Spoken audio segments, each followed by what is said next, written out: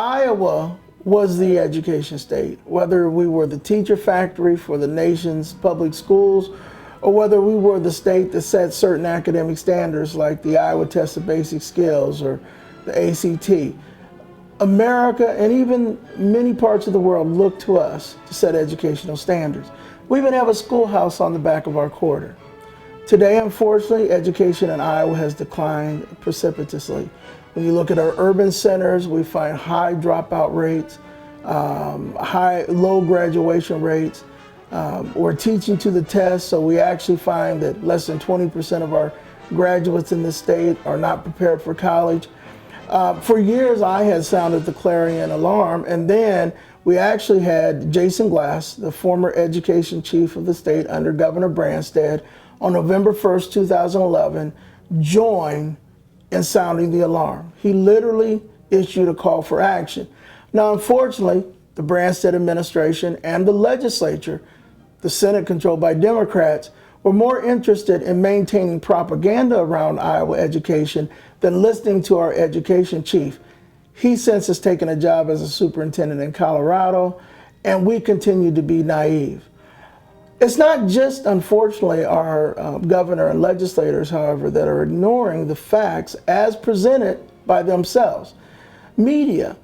I remember in 2010 on Labor Day when the major media ran the story about where Branstad and Culver are going to be nice to each other on front pages.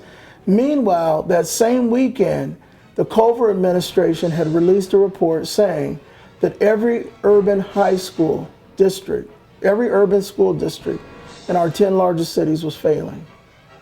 Every high school in our 10 largest cities was failing. Nearly every middle school, except for 2 in our 10 largest cities, were officially failing. Now, this is a staggering statistic. It's a staggering fact. It's one you can't ignore. But it was ignored by our politicians, our media.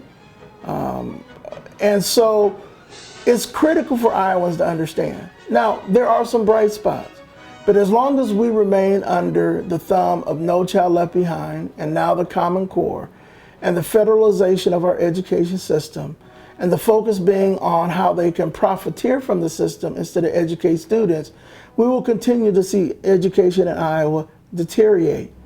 Now, this ultimately costs Iowans in a big way. After paying for 13 years of education, we have a huge number of students who drop out. Don't just take my word for it, and definitely don't take the official data's word for it. Look at a yearbook from 4 years earlier, and then look at a yearbook 4 years later. Do a simple count. Do a simple count. You'll find a much higher percentage of students have left than is officially reported. Now, also, when we look at preparedness, our kids aren't ready or able to compete. So even if they do manage to graduate, we discover their freshman year that they're not college ready. So many students drop out, unfortunately, after that parent's written that $25,000 check. So those students are lost. Then we have those students who we actually educate, and many of them then leave the state. And then even those students we manage to keep in state who successfully graduate, they leave with this crippling, brutal debt. The entire education model is a bad economic model for the state. It's not empowering as it ought to our students. It's not holding parents accountable as we ought to. It's administrator top heavy. One of the favorite things that I like to show legislators is a school district with a principal, a superintendent, 2 business managers, a transportation director, an assistant transportation director, nearly 3 dozen staff, less than 100 students. Actually, I did talk to the superintendent. She said they had 107 students. I said, okay, I'll give you 107 students for your 36 staff. Now, the excess of bureaucracy even gets worse at our higher education level. We have about 45,000 employees for regions with just over 75,000 students. That's a staggering ratio. That's less than a 1 adult for every 2 college-age student ratio. While students are paying in to this, not just the state. So we can once again be the state that deserved to have a schoolhouse on the quarter.